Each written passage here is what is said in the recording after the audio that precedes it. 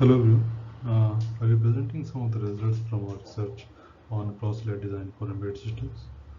Specifically, we'll take a look at the preliminary results from implementing constraint decoding for cross-layer energy optimization. This work was carried out during my postdoctoral research at the chair of cross-layer design at TU Dresden. So this is the outline of the presentation. We'll first look at the motivation for the work and some relevant background. Then I'll cover the system model that was used to verify the proposed methodology and the proposed methodology itself. I'll conclude with a brief look at the experimental results and a summary. So, over the last few decades, we have seen a continuous growth in the use of electronic systems. Technological innovations such as the integrated circuit have been the catalyst behind this growth. Now, with the advancements in AI and ML and the resulting push towards a smart connected world, Internet of Things and edge computing have emerged as the new catalysts. With edge computing and the resulting push towards achieving increasing computations with billions of battery-powered systems, the focus on low power and low energy computing is higher than ever before. There exists a large body of work that focuses on low energy design at different layers of the computation stack. Given this existence of multiple configurable low power design techniques, a straightforward approach to application-specific optimization would be to start from the application software layer and optimize the methods for each layer. This would basically enable reducing the workload as much as possible, so the lesser work you do, the lesser the energy the system consumes. However, given the wide variety of application areas, almost always additional design objectives would be associated with each system, and the low power methods might affect the additional objectives differently.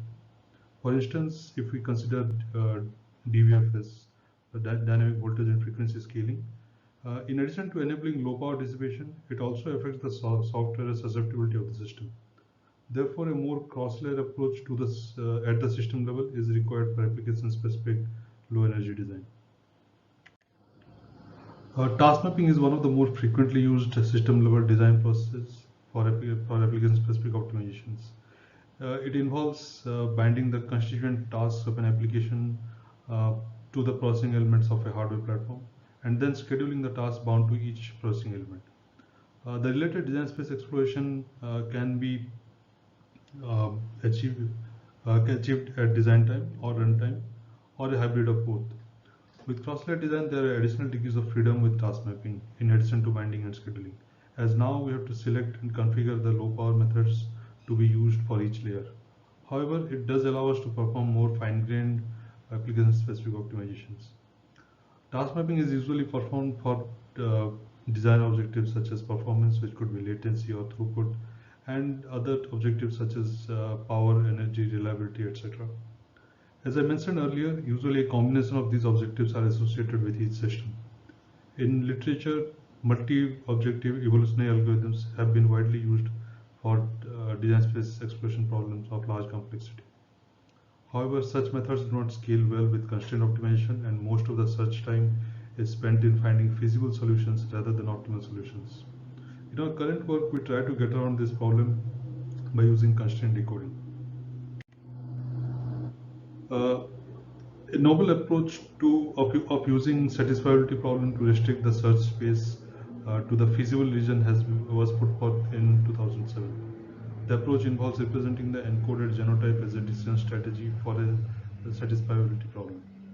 The SAT problem represents the constraints to finding a single feasible solution, which can be translated into a feasible phenotype using a SAT solver based on the particular decision strategy.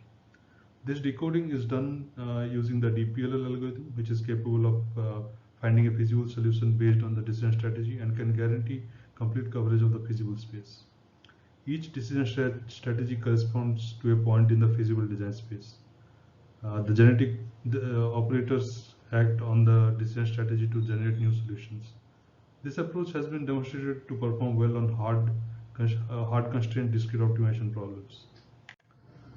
Coming to the system model, an application scenario usually consists of a set of task graphs. So we have considered this application scenario as the application model. So each task graph is represented by a directed acyclic graph which consists of tasks and messages, similar to one shown here for the Sowell edge detection.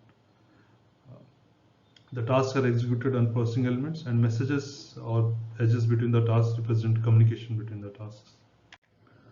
For the architecture model, we assume a heterogeneous network on chip tiled architecture. We assume a 2D mesh topology for the network on chip. Similarly, XY routing for the messages is assumed. We assume a infinite link bandwidth. Therefore, each message is guaranteed a fixed finite bandwidth. A set of discrete frequency levels were associated with each processing element.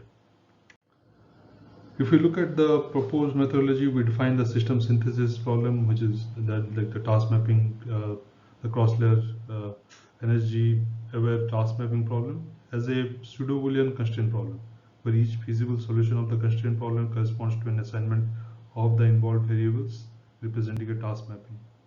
The decoding process usually includes formulating the constraint problem for system synthesis and using a decision strategy to select a particular solution. The constraints included those related to scheduling and DVFS. Similarly, any user constraints related to maximum execution latency and maximum energy consumption were added.